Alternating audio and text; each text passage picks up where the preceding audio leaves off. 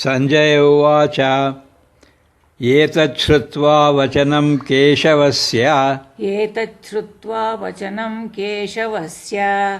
ಕೃತಾಂಜಲಿರ್ವೇಪಮಾನಃ Kiriti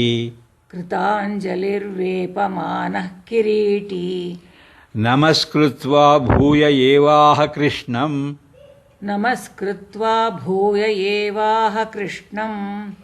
ಸಗದ್ಗದಂ ಭೀತಃ Pranamya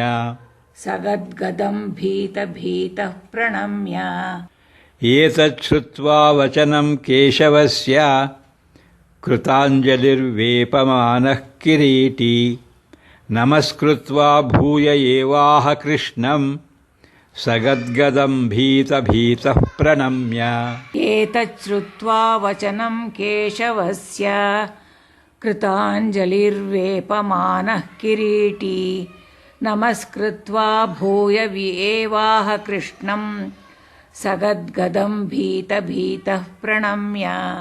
Sanjaya said, having listened to Krishna's words, Arjuna, in a nervous and agitated state, prostrated before Krishna with folded hands. Bowing down again, he spoke to Krishna, fumbling for words. Sanjay ಹೇಳಿದನು.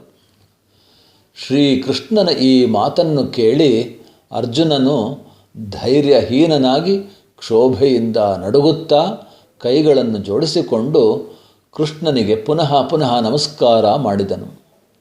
ನಂತರ ಮಾತನಾಡಲು ತಡಬಡಿಸುತ್ತಾ ತಲೆ ಬಾಗಿಸಿಕೊಂಡು ಗದ್ಗದ ಕಂಠದಿಂದ ಶ್ರೀಕೃಷ್ಣನಿಗೆ ಹೀಗೆ ಹೇಳಿದನು.